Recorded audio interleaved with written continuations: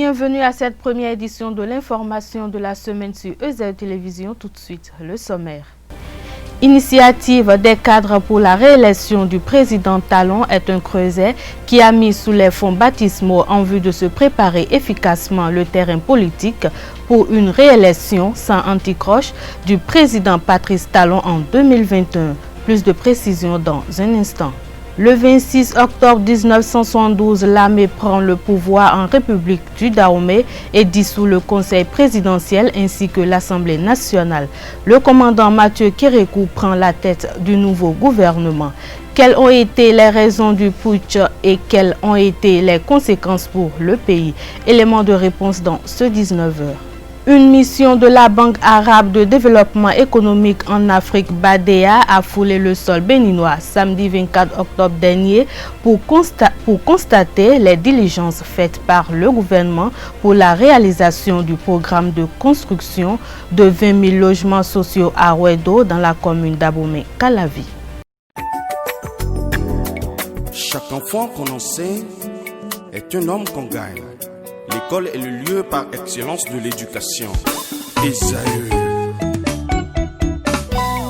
Étudiants, étudiantes, nouveaux bacheliers, parents d'élèves, une raison de plus pour choisir l'excellence. Et oui, bénéficier des demi-bourses et de réduction de scolarité à EZAU. Payer 250 000 au lieu de 500 000 en licence 1, 2 et 3 sciences juridiques, économiques, de gestion et en journalisme. Et pour les 100 premières inscriptions en administration des finances et administration générale, bénéficier d'une réduction et payer 400 000 au lieu de 500 000. En master 1 et 2, 500 000 au lieu de 800 000 en administration des affaires, 600 000 au lieu d'1 million en journalisme. Faites partie des 100 premiers inscrits en administration des finances et administration générale pour bénéficier de la réduction. Payez 800 000 au lieu d'1 million. À EZAU Cotonou et Parakou, la rentrée est effective. Le dossier d'inscription est disponible en téléchargement à l'adresse suivante: www.ezau.bj/EZAU 2019 ou renseignez-vous à EZAU Cotonou au 96 80 55 11 98 98 14 00 90 93 65 21. À EZAU Parakou au 96 68 16 14 97 77 51 47. À EZAU, l'épanouissement et le développement est au cœur de notre succès. EZAU, l'excellence a un nom.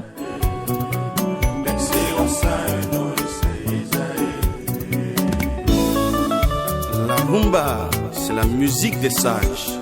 Et EZAU, c'est l'école des sages.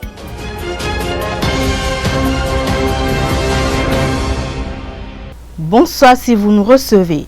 Initiative des cadres pour la réélection du président Talon est un creuset qui a mis sous les fonds baptismaux en vue de se préparer efficacement le terrain politique pour une réélection sans anticroche du président Patrice Talon en 2021. La mise en place de ce creuset est une initiative de jeunes cadres béninois qui sont profondément émus par les nombreuses réalisations opérées par le président Patrice Talon en si peu de temps. Et puisqu'on ne change pas l'équipe qui gagne, ils se sont engagés à travers l'initiative à l'encourager, à le soutenir et à l'accompagner pour de nouvelles perspectives au profit de la concrétisation du Bénin révélé qui reste et demeure une ambition chère à l'homme. Je vous invite à suivre Romuald Joël Haïssi, membre de la coordination nationale, qui nous en dit davantage sur les objectifs et les forces de ce creuset au micro d'Abdelkader Achirou. La création de l'ICA a été motivée par la métamorphose qu'a connu notre pays et que connaît toujours notre pays en moins de 5 ans. Une métamorphose qui s'opère sans une course effrénée aux honneurs, mais dans l'élégance, l'honneur et la probité.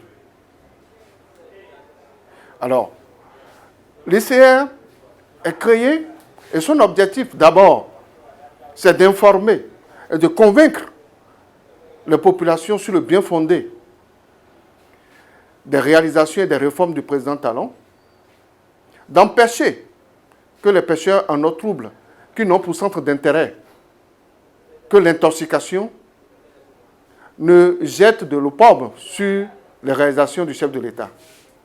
ensuite œuvrer pour que la dynamique qui a commencé se poursuive pour le bien-être social et économique durable de nos populations. Les forces de l'ICR résident en ces cadres, qui sont des gens chevronnés, qui sont des personnes chevronnées, ayant pris conscience de ce qui se passe dans notre pays aujourd'hui, au regard de ce à quoi on nous a habitués, et qui se sont levés comme un seul homme pour dire non, non, non à la continuation de la médiocrité. Ce sont des cadres qui ont derrière eux tout un monde.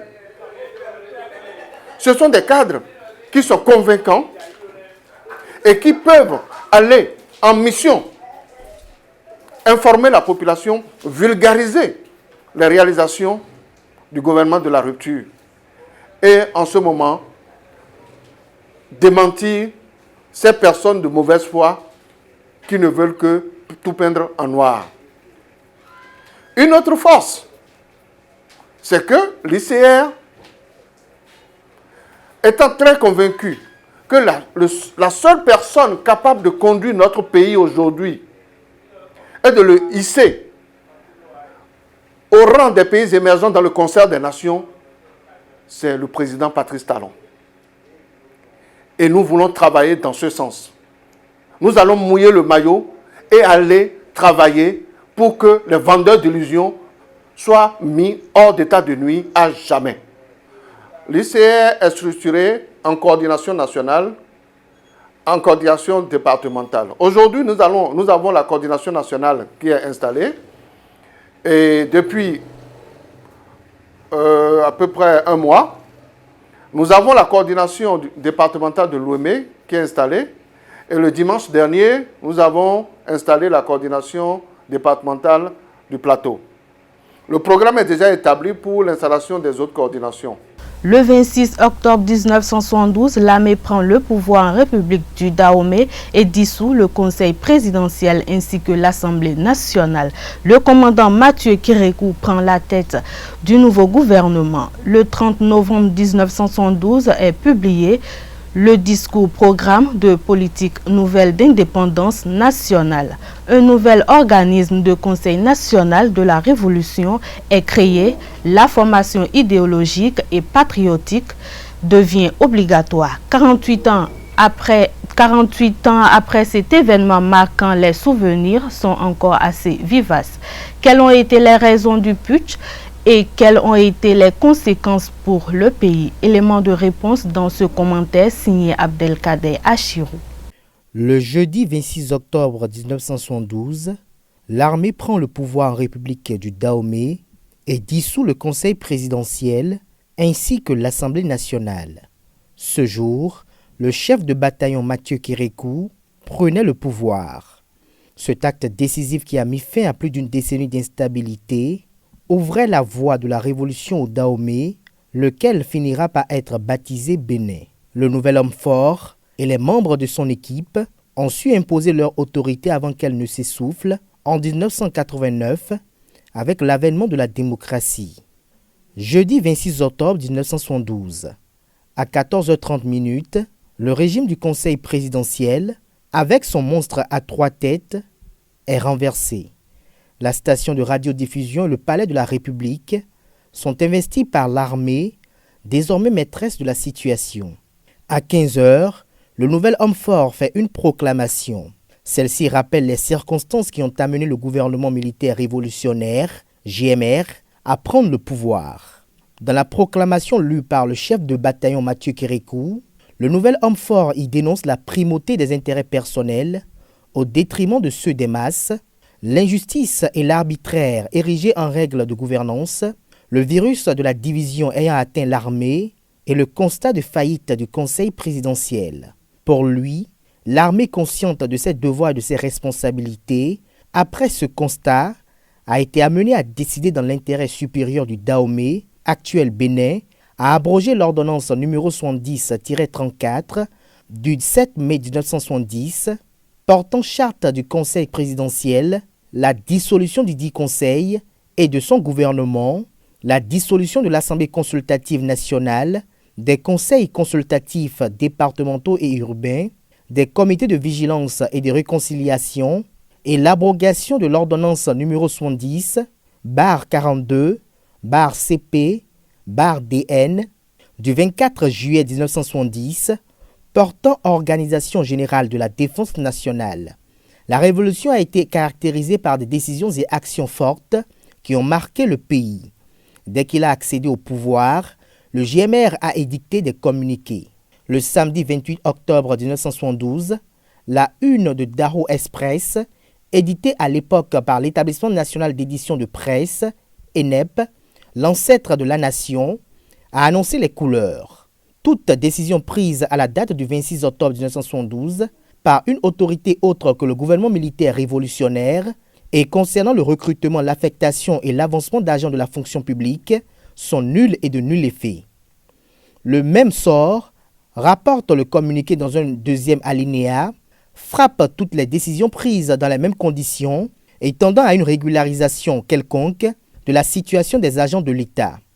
Les passations se sont déroulées dans la convivialité avec une certaine cordialité, semble-t-il.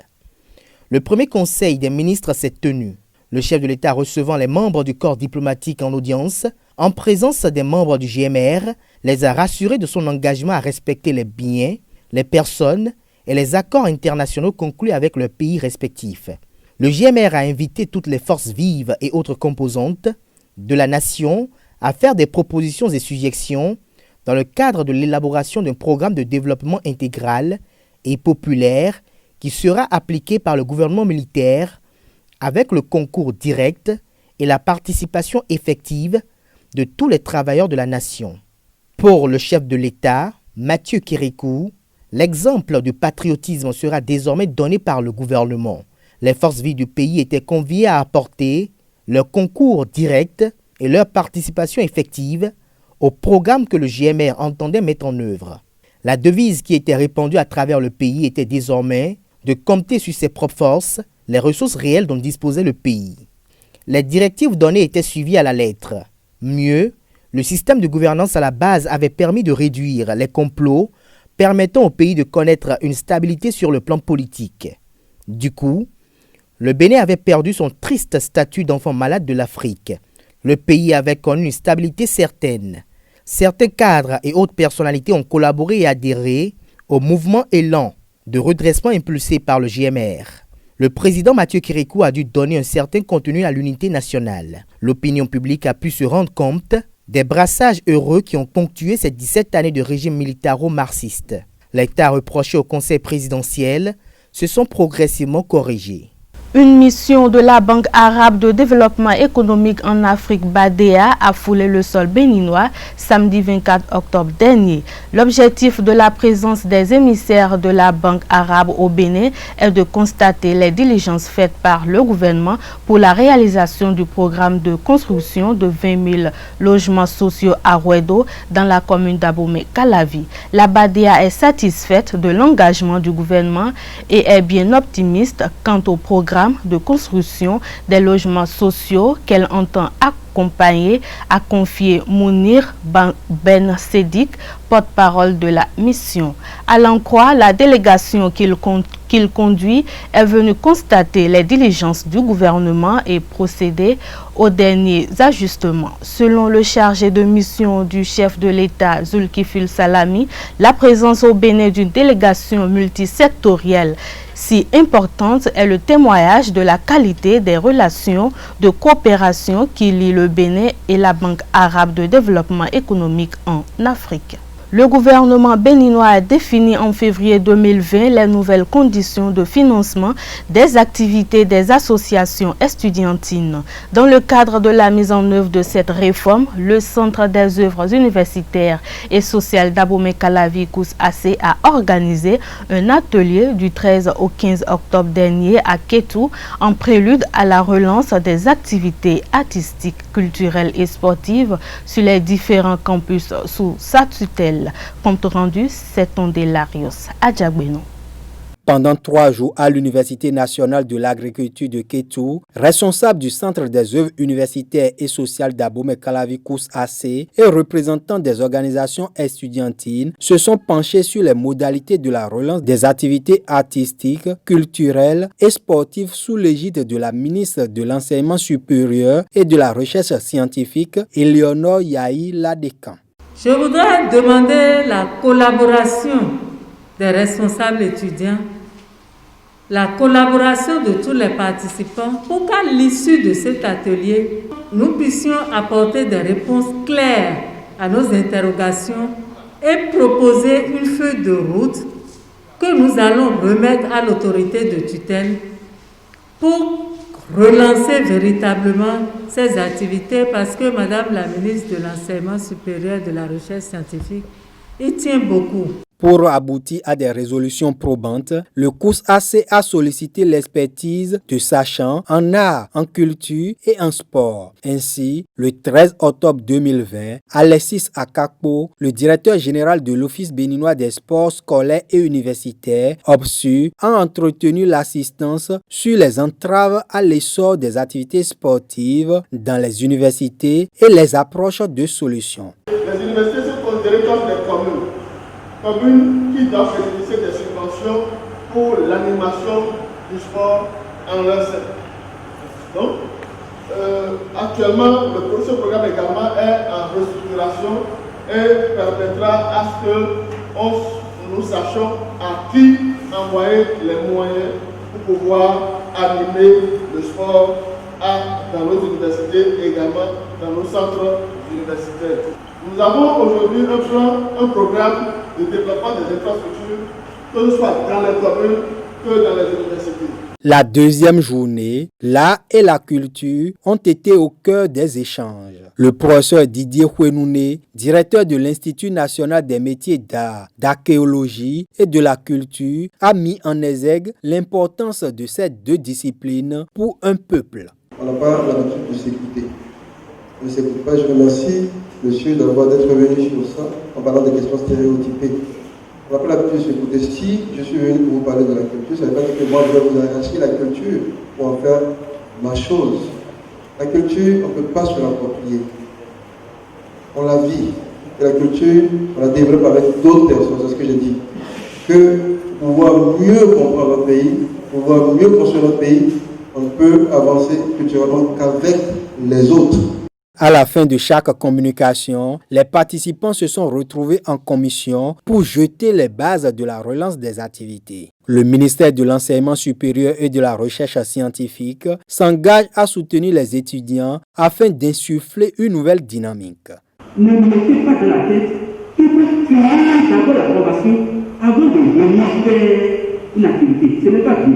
Ces étudiants, faites vite, qu'il faut le début, faites autre chose. Mais au cours de votre formation, faites l'activité qui vous intéresse. Mais je vais vous soutenir lorsque vous allez me dire que parce que vous êtes en train de faire telle activité, ils vont lancer des propositions et l'activité, vous êtes hors pays et ça vous empêche de proposer. Ah là, la même chose doit vous soutenir dans ce sens. À l'issue des travaux, les participants ont consigné dans un rapport général les principales résolutions prises dans un consensus absolu. Le COUS AC va le transmettre au ministère pour suite. De l'organisation générale des activités artistiques, culturelles et sportives en milieu universitaire à leur financement en passant par le renforcement des infrastructures, le chef service des activités artistiques, culturelles et sportives du COUS AC, Léopold Ganroumende, expose les résolutions prises au thème de l'atelier. Suivez-le. Recommandations au niveau du sport. Sensibiliser les étudiants vers un intérêt plus accru pour le sport. Sensibiliser des nouveaux bacheliers. Organiser des tournois interfilières en passant par les interfacultés pour déboucher sur le tournoi interuniversitaire afin d'avoir une équipe universitaire compétitive. Mettre en place un cadre de réflexion pour l'instauration d'un championnat scolaire, pour l'instauration d'un championnat universitaire. Œuvrer pour une coordination des calendriers académiques et sportifs afin de rassurer les étudiants athlètes. Créer une bourse sportive pour les meilleurs étudiants sportifs afin d'encourager tous ceux qui décident de suivre cette voie. Cibler les disciplines à accompagner. Identifier des partenaires de sponsoring pour accompagner les réformes engagées. Prioriser les organisations estudiantines dans l'accès aux installations sportives. Commettre un staff technique de qualité pour encadrer les équipes dans les différentes disciplines. Améliorer les conditions de vie et d'études des étudiants athlètes en matière de logement et autres émoluments. Organiser des événements de valorisation des sports scolaires et universitaires, les EWAD du sport universitaire. Mettre en place un accompagnement sanitaire. Organiser sur l'ensemble des campus des recrutements pour constituer des groupes de supporters. Avoir une seule équipe dans chaque discipline par université. Doter en équipement nécessaire tous ces groupes dans la limite des moyens disponibles. Mettre en place un comité de gestion des équipements et faire un inventaire périodique. Ceci doit être assuré par le COUS-AC. Procéder au renouvellement périodique des équipements dans la limite des moyens disponibles. Mettre la presse universitaire à contribution pour la sensibilisation quant aux différentes disciplines. Faire la promotion médiatique des talents en pleine éclosion et pouvant être des valeurs pour le sport d'élite. Le COUS-AC est le seul garant des équipes, quelle que soit la discipline, puisqu'étant l'autorité morale. Le COUS-AC est le seul à même d'engager les équipes dans les différentes compétitions en fonction du budget alloué à cette activité. Doter chaque campus et centre universitaire en complexe sportif, veiller à la rénovation périodique des installations existantes. Recommandations au niveau de la culture. Détecter les talents dès leur inscription à l'université et les former en les mettant sous la coupe des anciens dans le domaine. Encourager ces talents en organisant des compétitions culturelles. Proposer des bourses culturelles aux apprenants et acteurs du domaine, associés aux besoins l'INMAC. La décision de faire participer les groupes folkloriques relève de l'autorité exclusive du COUS-AC aux différents festivals. Engager de réelles réformes dans le secteur culturel qui aboutissent à la mise en place d'un groupe fort. Solliciter des formateurs dans le domaine. Faciliter le contact et la collaboration entre le monde culturel universitaire et celui professionnel. Doter les campus et centres universitaires en salles de spectacle polyvalentes modernes. Construire des salles de répétition éloignées des résidences universitaires. Pouvoir en matériel les campus et centres universitaires. Avoir un groupe par discipline dans chaque université. Mettre la presse universitaire à contribution pour la sensibilisation. Créer un groupe de supporters inclusifs. Le COUS-AC et le ministère de l'Enseignement supérieur et de la recherche scientifique ne paieront plus les prestations des artistes étudiants, mais trouveront d'autres moyens de motivation. La Commission béninoise des droits de l'homme CDBH, dans son rapport 2019 sur la situation des droits de l'homme au Bénin, a évoqué les dégâts matériels enregistrés par les sociétés LMB, les Bagnoles Motors et JNP Giovannissi Petroleum pendant les violences post-électorales au Bénin en 2019. Les pertes sont évaluées à plus d'1 milliard de francs CFA. Selon le rapport 2019 de la Commission béninoise des droits de l'homme CDBH, la société Giovannissi Petroleum JNPSA a fait un point global des dégâts fixés à 28 224 888 000 francs CFA. Quant à la société Les Bagnoles Motors LMB, elle évalue ses pertes à un point global provisoire à 1 314 197 118 000 francs CFA. Le Bénin a été secoué par des violences post-électorales en mai 2019. Le mouvement a été déclenché suite à l'annonce sur les réseaux sociaux de la présence des forces de l'ordre aux alentours de la résidence de l'ex-président Boni Yayi à Kadjeou. Fin de cette édition. Merci de votre aimable attention. Bonsoir.